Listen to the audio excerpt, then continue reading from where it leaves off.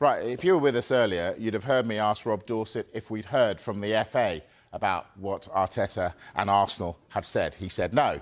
I'm going to ask him again. Rob, have we heard from the FA about Arteta and Arsenal? We have, in the last couple of minutes, Mike, significantly. And the FA have now contacted both Mikel Arteta and Arsenal to ask for their observations about this matter and about what both of them have had to say with regards to refereeing in the last few days. Now, that isn't a charge, and it leaves open the possibility of a charge. So we don't know whether Arteta and Arsenal are going to have anything thrown at them as a result of what they had to say. But it isn't a matter that's done and dusted as far as the FA are concerned here, clearly. And I think it's significant that this also brings in Arsenal into the equation. Everything you and I have been discussing in recent times, earlier this evening, and in the last few days, has been concerning that man on your screen there, the Arsenal manager Mikel Arteta. It hasn't mentioned anything. We haven't talked at all about whether Arsenal themselves may be charged because of the statement that they put out criticising the referees and demanding that the PGMOL improve their standards.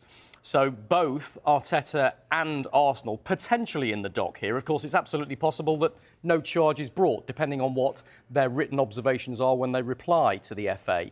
But it leaves that open as a possibility. Surely the FA will need to charge both, because if they don't, surely they just open the floodgates to every club, every weekend, saying, we don't like that decision, and doing what these two did, Arsenal and Arteta. Well, I think it's a really interesting one because, of course, we didn't get this response from the FA when Liverpool made their statement and when Jurgen Klopp made their statements criticising referees. Remember, Jurgen Klopp demanded a replay because of the disallowed Luis Diaz goal against Tottenham.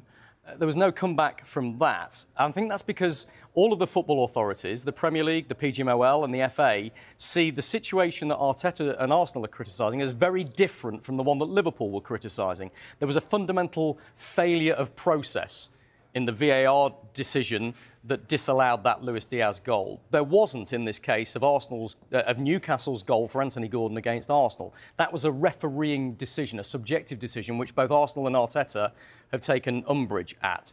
And I think it's significant that in this statement from the FA, where they talk about giving us guidance on what may happen next, they've referred to their media essentials guide, if you like, the rules and the regulations that they sent out to managers and to us in the media right at the very start of the season about what they expected in terms of conduct from players and managers. And it said, as part of Rule E31, a participant shall at all times act in the best interests of the game and not to act in any manner which is improper or brings the game into disrepute. So that's what they're asking here. Is Arsenal's statement, is Mikel Arteta's comments, are they guilty of either of those things, bringing the game into disrepute or improper, not acting in the best interests of the game?